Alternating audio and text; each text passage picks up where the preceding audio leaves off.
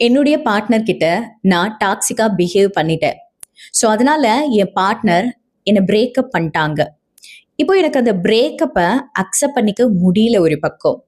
இன்னொரு பக்கம் ரிலேஷன்ஷிப்ல பாஸ்ட்ல இருந்த அழகான தருணங்கள் எல்லாம் நினைச்சு நினைச்சு அகெயின் இந்த ரிலேஷன்ஷிப் எனக்கு கிடைக்காதா அப்படின்னு ஏக்கத்துல இருக்கேன். இன்னொரு பக்கம் நான் பண்ணதெல்லாம் தப்புன்னு எனக்கு தெரியும். நான் டாக்ஸிக்கா தான் பிஹேவ் பண்ணிட்டேன். அது எல்லாத்தையும் நான் ஏத்துக்கிறேன்.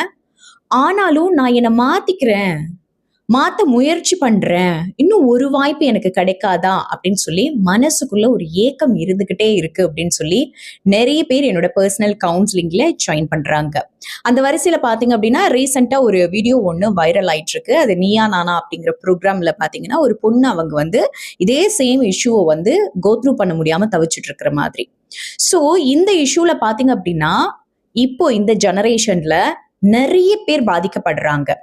அதாவது பாத்தீங்கன்னா ஸ்டார்டிங்ல ரொம்ப அளவுக்கு அதிகமான லவ் அண்ட் அட்டென்ஷன் எல்லாமே கொடுப்பாங்க. பையனா இருக்கட்டும் பொண்ணா இருக்கட்டும், ஆப்போசிட்ல இருக்கிற பார்ட்னர் நிறைய அட்டென்ஷனை கொடுத்து, நிறைய அன்பு கொடுத்து, நிறைய அவைலபிள் டைம் எல்லாம் கொடுத்து இவங்க மைண்ட்ல இவங்க மட்டும்தான் அப்படின்னு சொல்லி ஐசோலேட் பண்ணிடுறது. ஓகேங்களா? ஐசோலேட் பண்ணதுக்கு பிறகு நாமளும் ஓகே, நம்மளோட வாழ்க்கை, நம்மளோட எதிர்காலம் இவங்க தானே, இனிமே எதுக்கு நமக்கு ஃப்ரெண்ட்ஸு, இனிமே எதுக்கு நமக்கு வேற ஒரு உலகம், நம்ம இந்த உலகத்தோடயே வாழ்வோம் அப்படின்னு சொல்லி எல்லாருமே முடிவு பண்ணிடுறாங்க.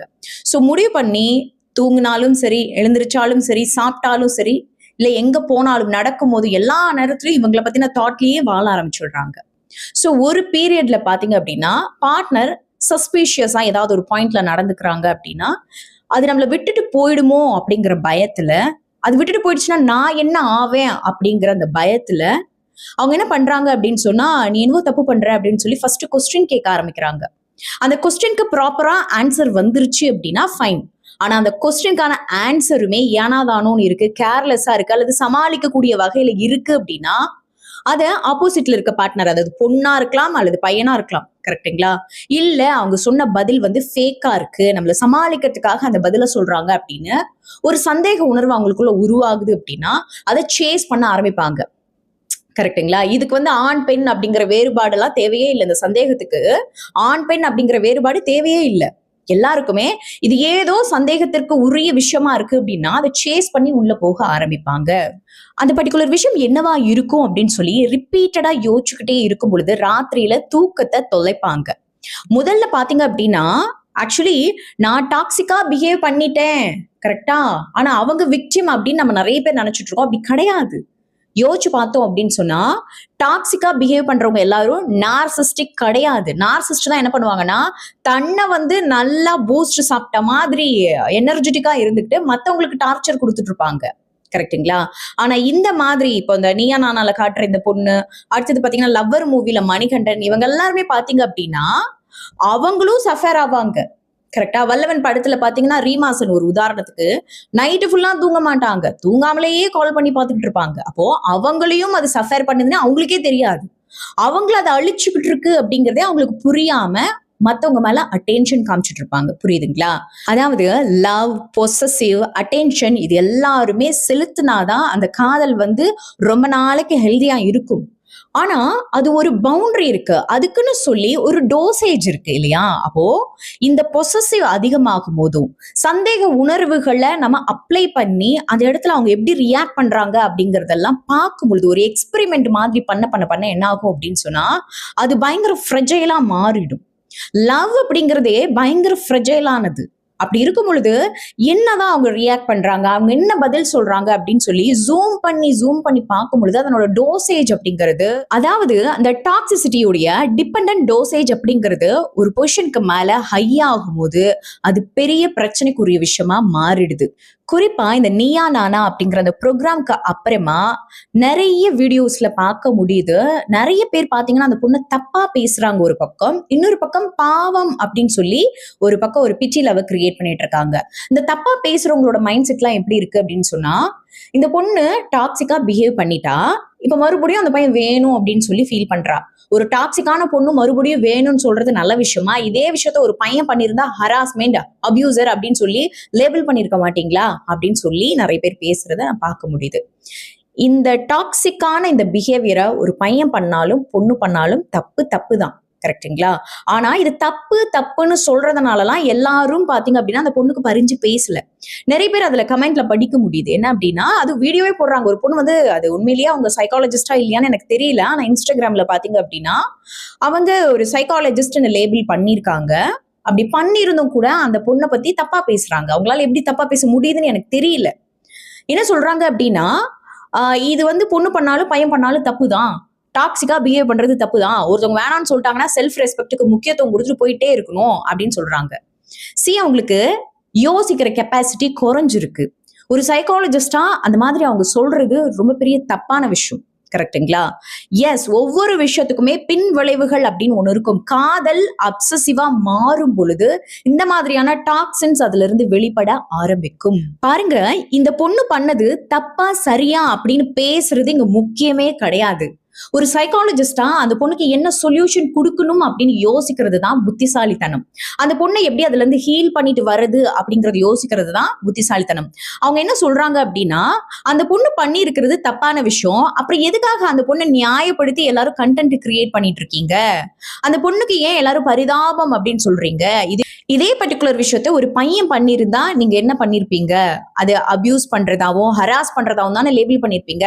அந்த பொண்ணை ஏன் நியாயம் படுத்துறீங்க? அப்படி பண்ணீங்கன்னா நிறைய பேர் பாத்தீங்க அப்படின்னா அவங்க பார்ட்னர் ஹர்ட் பண்ணிட்டு அதுக்கப்புறம் அது நியாயம் அப்படின்னு சொல்லுவாங்க. டிஆர்பிக்காக வந்து உங்க ப்ரோக்ராம்ல வந்து ஒரு பொண்ணை அழுவு விட்டு பாக்குறீங்களா அப்படின்னு சொல்லி நிறைய விமர்சனங்கள், நிறைய கிரிட்டிசைஸ் அப்படிங்கிறது நடந்துகிட்டே இருக்கு. சோ பாருங்க, நீங்க சரியான கண்ணோட்டத்துல அந்த பொண்ணை பார்க்கல. ஓகேங்களா? அது டிஆர்பிக்காக போகட்டும், அது என்னவா வேணா இருக்கட்டும். அந்த அரசியல், அந்த வர்த்தகம் அது நமக்கு தேவையில்லை. ஆனா அந்த பொண்ணு பாவம்னு சொல்றவங்க என்ன மனநிலையில இருந்து அவங்க பாவம்னு சொல்றாங்கன்னு புரிஞ்சுக்கோங்க. அந்த பொண்ணு அந்த வீடியோல தெளிவா சொல்லியிருப்பாங்க. நான் என்னுடைய பார்ட்னர் கிட்ட டாக்ஸிக்கா பிஹேவ் பண்ணிட்டேன். அது தப்புன்னு எனக்கு புரியுது. நல்லா வேர்டை வந்து அனலைஸ் பண்ணி நல்லா அண்டர்ஸ்டாண்ட் பண்ணுங்க. அது தப்புன்னு எனக்கு புரியுது. அவங்க இப்ப பிரேக்கப் பண்ணிட்டு போயிட்டாங்க. என்னால அக்செப்ட் பண்ணிக்க முடியல. எனக்கு புரியுது அவங்க போயிட்டாங்க. இனிமே வரமாட்டாங்கன்னு எனக்கு புரியுது. சான்ஸ் ரொம்ப கம்மியா இருக்கணும் எனக்கு புரியுது. ஆனா அதை மறக்கவும் முடியல. நான் மறந்துதான் ஆகணுங்கிறது எனக்கு தெரியுது. ஆனா அந்த இடத்துல இருந்து என்னால மூவ் ஆன் பண்ண முடியல. மனசுல ஏதோ ஒரு மூலையில திரும்பவும் வந்தா நல்லா இருக்கும், எனக்கு ஒரு வாய்ப்பு அவங்க கொடுத்தாங்கன்னா நல்லா இருக்கும் அப்படின்னு எனக்கு தோணுதுன்னு அந்த பொண்ணு சொல்லுது. புரியுதுங்களா? அப்போ அந்த பொண்ணுடைய மனநிலையை நல்லா புரிஞ்சுக்கோங்க. அது ட்ரோல் பண்ற விஷயமோ அல்ல அந்த பிள்ளைய கிரிட்டிசைஸ் பண்ற விஷயமோ கிடையாது. அதுக்கு பதிலா அந்த பொண்ணோட மனநிலையை புரிஞ்சுக்கோங்க. சுத்தி இருக்கிற நாம எல்லாரும் ஹெல்ப் பண்ணணும். புரியுதுங்களா? இப்போ ஒரு ஆல்கஹாலிக் இருக்காங்க அப்படின்னு சொன்னா அவங்க அதுக்கு அடிமையாகிற வரைக்குமே அவங்க வந்து திமிருக்காக குடிச்சிட்டு இருக்காங்க. ஃப்ரெண்ட்ஸோட போய் ஜாலியா குடிச்சிட்டு இருக்காருதா தான் நீங்களா பாப்பீங்க. ஆனா அவங்க ஆல்கஹாலிக்கா பயங்கரமா மாறினதுக்கு பிறகு அவங்கள நம்ம ஒரு பேஷண்டா தான் ட்ரீட் பண்ணணும். கரெக்டுங்களா? அது ஒரு நோயா தான் நம்ம பார்க்கணுமே ஒழிய அவங்க பாரு இப்படி இருக்காங்க, இப்படி எல்லாம் பண்ணலாமா, நியாயமா அப்படின்னு சொல்லி அவங்கள விமர்சனம் பண்றதுக்கு கிடையாது. இந்த மாதிரி ஒருத்தரை கிரிட்டிசைஸ் பண்றதுனாலையும் இந்த மாதிரி அவங்கள ஒரு பேச்சு பொருளா மாத்துறதுனாலையும் என்ன பெனிஃபிட் கிடைக்கும்? என்ன சொல்யூஷன் கிடைக்கும்? எந்த சொல்யூஷனுமே இல்லை. அப்போ நீங்க எல்லாம் அவங்கள விமர்சனம் பண்ணி அந்த பொண்ணோட ஃபீலிங்ஸை டேமேஜ் பண்ணி அப்ப நான் மட்டும்தான் இந்த உலகத்துல வந்து வினோதமா இருப்போம் போல இருக்கு. லவ்வர் மூவில வந்து மணிகண்டன் பாத்தீங்கன்னா பயங்கர டாக்ஸிக்கா இருப்பாரு, அது மாதிரி நம்ம பண்ணிட்டோம் போல இருக்கு அப்படின்னு சொல்லி அந்த பொண்ணை மேலும் மேலும் மேலும் குற்ற உணர்வுக்கு ஆளாக்குறது ரொம்ப நல்ல விஷயம்லாம் கிடையாதுங்க. இது ரொம்ப தப்பான விஷயம். நம்ம எல்லாருமே 100 வருஷம் வாழ்ந்தவங்க எல்லாம் கிடையாது. எல்லா பீரியட்லயும் ஏதாவது ஒண்ணு லேர்ன் பண்ணிப்போம். அந்த லேர்னிங்ஸ் எங்கிருந்து வருது? தவறுகள் செய்ய செய்ய செய்யதான் அந்த லேர்னிங்ஸ் நமக்கு கிடைக்குது. கரெக்ட் தானே? அதை அக்செப்ட் பண்ணிக்கிறீங்களா? அப்படி இருக்கும்போது அந்த பொண்ணுக்கு எத்தனை வயசு இருந்துரும்? மிஞ்சி போச்சுன்னா 30க்குள்ளதான் இருக்கும். கரெக்டா? சோ அந்த பொண்ணு 4 வருஷம் ரிலேஷன்ஷிப்ல நிறைய இன்வெஸ்ட் பண்ணிருக்கா. இன்வெஸ்ட் பண்ணா என்ன? நல்லா யோசிச்சு பாருங்க. ஒரு பிசினஸ் நீங்க பண்ணிருக்கீங்களா? எமோஷனலி ஸ்ட்ராங்கான பீப்புள், அது ஆணோ பெண்ணோ, எமோஷனலி ஸ்ட்ராங்கா யார் இருக்காங்களோ அவங்க பிசினஸ் பண்ணுவீங்க இல்லையா? அப்போ நீங்க ஸ்ட்ராங் தானே? அந்த பிசினஸ்க்காக எவ்வளவு தூரம் எஃபோர்ட் போடுறீங்க? Financially, emotionally. கரெக்டா? அடுத்தது நேரத்தை, அடுத்தது பாத்தீங்கன்னா தூங்கும் போது கூட அதை பத்தி யோசிச்சு உங்க தூக்கத்தை கெடுத்து அந்த பிசினஸ்க்காக நீங்க அவ்வளோ எஃபோர்ட் போடுறீங்க, அவ்வளோ சாக்ரிஃபைஸ், அவ்வளோ தியாகங்கள் பண்றீங்கல்ல. எதுக்கு? அதை காப்பாத்தணுங்கிறதுக்காக தானே? இல்ல அது லாஸ் ஆனா என்ன, ஆகலன்னா என்ன, அதை அப்புறம் பாத்துக்கலாம் அப்படின்னு நினைக்கிறீங்க? கிடையாது இல்லையா? சோ அதை காப்பாத்தணுங்கிற ஒரு நோக்கத்துலதான் இத்தனை முயற்சிகளும் நடக்குது. எஸ், அது மாதிரிதான் நீங்க எமோஷனலி ஸ்ட்ராங்கா இருக்கீங்க அல்லது ஃபினான்ஷியலி ஸ்ட்ராங்கா இருக்கீங்கன்னா நீங்க அதை பிசினஸ்ல காட்டுறீங்க. அது மாதிரிதான் ஒரு பர்சன் கொஞ்சம் கொஞ்சமா வளர வளர முதல்ல பாத்தீங்க அப்படின்னா ஆக்சஸ் ஆகிறது லவ்ல தான். ரொம்ப ஈஸியா அங்கதான் உழுவாங்க. ஏன்னா அது எமோஷனலா கனெக்ட் ஆனது, அது ஃபீலிங்ஸோட ஒண்ணு, உணர்வுகளோட ஒண்ணு. அப்படி இருக்கும்போது எல்லாருமே இந்த காதல்ல பயப்படுவாங்க. ஏன்னா குடும்பம் அப்படிங்கிறதே காதலால் பிணைக்கப்பட்டது. நாம எல்லாம் குடும்பம் இல்லாமையா இருக்கோம், நல்லா யோசிச்சு பாருங்க. கண்டிப்பா நம்ம எல்லாருக்கும் குடும்பம் இருக்கு. அப்படி இருக்கும்போது இவங்க எல்லாரும் இந்த காதலுக்குள்ள போகும்போது அங்க எது நம்மளோட பவுண்டரின்னு நமக்கும் தெரியாது, அவங்களோட பவுண்டரி எதுன்னு அவங்களுக்கும் தெரியாது. சோ அதனால என்ன ஆகும் அப்படின்னு சொன்னா டேக் அட்வான்டேஜ், அதிகமா அட்வான்டேஜ் எடுத்துப்பாங்க. நம்ம பர்சன் தானே அப்படிங்கும் போது நிறைய விஷயங்களை புஷ் பண்ணவோ புல் பண்ணவோ ஆரம்பிப்பாங்க. சோ அப்படி ஆரம்பிக்கும் பொழுது அதுல ஒண்ணு நாம ஹர்ட் ஆயிடுவோம் இல்ல அவங்கள ஹர்ட் பண்ணிடுவோம். நம்மளுடைய பிரெயின் எதை பத்தி ரிப்பீட்டடா அதிக நேரம் சிந்தனை செய்யுதோ அதுதான் மிகப்பெரிய முக்கியமான விஷயமா கருதும். அதுதான் வேணும், அதுதான் எனக்கு நீட் அப்படின்னு அதுலதான் ஃபோக்கஸ் பண்ணும். சோ அப்படி அது ஃபோக்கஸ் பண்ணும் பொழுது அது கிடைக்கல அப்படின்னாலோ இல்ல அது நம்மளை விட்டுட்டு போயிடும் அப்படின்னு தோணும் போதோ பிரெயின் நம்மள என்ன செய்யும் அப்படின்னா பயங்கரமான அப்சசிவா பிஹேவ் பண்ண வைக்கும். அதை போய் புடி, அதை தேடு, அதை துரத்து. ஏன்னா நமக்கு பிடிச்ச ஒருத்தவங்க நம்மளை பார்த்து நீங்க இன்னைக்கு ரொம்ப அழகா இருக்கீங்கன்னு சொன்னா எப்படி இருக்கு, ரிவார்ட்ஸ் கிடைச்ச மாதிரி இருக்கு இல்லையா? எஸ், அதுதான் டோபமைன் ரிவார்ட்ஸ்ன்னு சொல்லுவோம். நம்ம ஏதாவது ஒரு விஷயத்த பண்றோம், நம்ம ஒரு டிராயிங் வரையறோம், அதுக்கு ஒரு அப்ரிசியேஷன் கிடைக்குது அப்படின்னா கூட அதுக்கு வந்து பிளசண்டபிளா ஃபீல் பண்ணும். இது மாதிரிதான் நம்மள யாராச்சும் லவ் பண்றாங்க. அதாவது நான் ஒரு கோட் ஒண்ணு படிச்சேன், என்ன அப்படின்னா காதலிப்பதை விட நான் யாரோ ஒருவரால் காதலிக்கப்படுகிறேன் அப்படிங்கறதுல இருக்கக்கூடிய சந்தோஷம், அதுல இருக்கக்கூடிய போதை இந்த உலகத்துல வந்து வேற எதுலயுமே இருக்காது அப்படின்னுட்டு. எஸ், அது உண்மை. அந்த ரிவார்ட்ஸ்க்காக தான் மனிதர் வாழ்ந்துகிட்டே இருக்கும் இல்லையா? எத்தனை பிசினஸ் பண்ணலாம், எத்தனை சக்சஸ் பண்ணலாம், ஆனா ஏதோ ஒருத்தவங்க கிட்ட இருந்து கிடைக்கக்கூடிய அன்பு, யாரோ ஒருத்தவங்க கிட்ட இருந்து கிடைக்கக்கூடிய அட்டென்ஷன், அது எல்லாம் தான் மனுஷனுக்கு வந்து ரொம்ப பெரிய திருப்தியை உருவாக்கும். அப்படி இருக்கும் பொழுது அது நின்னு போயிடும், அது கிடைக்காது, அது யாரோ ஒருத்தவங்க பறிச்சுட்டு போயிடுவாங்கன்னு தோணும் போது அந்த இடத்துலதான் ஆன்ஷியஸ் அட்டாச்மெண்ட் அப்படிங்கிறது உருவாகுது.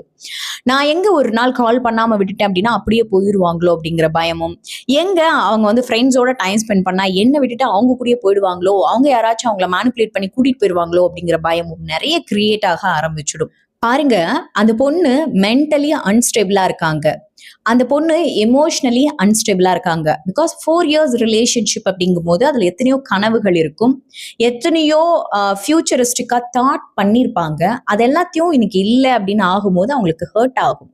உண்மைதான், அவங்க கொஞ்சம் டோசேஜ் அதிகமா லவ்க்கு கொடுத்துட்டாங்க, அது தப்பு தான். அதனால பர்சன் வந்து ரொம்ப ஹர்ட் ஆயிட்டாங்க, அது உண்மைதான்.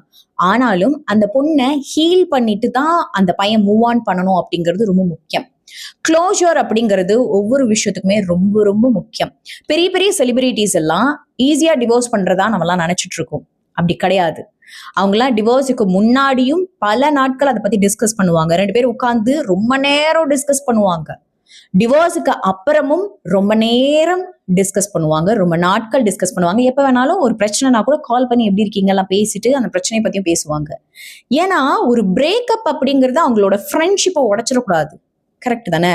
சோ அந்த மாதிரி எத்தனையோ பேரை நீங்க குறிப்பிட்டு பார்க்கலாம். இப்ப சைந்தவி அண்ட் ஜிவி பிரகாஷ் குமார் அவங்க அப்படிதான் வாழ்ந்துட்டு இருக்காங்க இல்லையா? சோ இந்த மாதிரி நிறைய விஷயங்களை நாம பார்க்கலாம். என்னோட கவுன்சிலிங்லயே பாத்தீங்கன்னா நிறைய மெச்சூர் ஆனவங்க இருக்காங்க. அதாவது ஒருத்தவங்க இன்னொருத்தவங்க கூட வாழறதுக்கு பிடிக்கல அப்படின்னு சொன்னா எனக்கு வாழ்றதுக்கு பிடிக்கல அப்படின்னு நான் போயிட்டே இருக்கேன் அப்படின்னு சொல்லி போறது கிடையாது. எனக்கு வாழ்றதுக்கு பிடிக்கல, அது உங்ககிட்ட நான் சொல்றேன், நீ ஏத்துக்க மாட்டேங்கிற, உனக்கு கஷ்டமா இருக்குன்னு சொல்ற, அப்போ நீ தனியா எப்படி போராடுவேங்கிறது அக்கறையும் எனக்கு இருக்கு, நீ எப்படி இந்த உலகத்தை ஃபேஸ் பண்ண போற அப்படிங்கிற பயமும் எனக்கு இருக்கு. ஸோ அதனால உன்னை தனித்துவமா உன்னை நின்று நீ போராடுறதுக்கான சக்தியை உருவாக்கி கொடுத்துட்டு நான் போறேன் அப்படிங்கிற ஒரு தாட் இருக்கணும். இல்ல எனக்கு வந்து நீ எந்த ஹெல்ப்பும் பண்ண வேண்டாம், பிரேக்கப்னு சொல்லிட்டியா, நான் என்ன பாத்துக்கிறேன், நீ போயிட்டே இரு அப்படின்னு சொன்னாலும் ஃபைன். கரெக்டுங்களா? சோ அதனால எமோஷனலி ஒருத்தவங்க வீக்கா இருக்காங்க அப்படின்னா அவங்க கிட்ட உட்கார்ந்து பேசி சமாதானப்படுத்திட்டு அப்பப்போ கேர் பண்ணி அதுக்கப்புறம் ஒரு க்ளோஷர் கொடுக்கறது தான் ஹெல்தியானது. நான் என்னுடைய கவுன்சிலிங்ல பார்த்த வரைக்கும் இந்த மாதிரி ஆன்ஷியஸ் அட்டாச்மெண்ட்டுக்குள்ள போற நிறைய பேர் பாத்தீங்க அப்படின்னா சைல்டுஹுட்ல இருந்து நிறைய ட்ராமாஸ் கலெக்ட் பண்ணவங்களா இருக்காங்க. அவங்க பார்த்து வளர்ந்த விஷயங்கள் அவங்கள பயங்கரமாவே பாதிச்சிருக்கும்.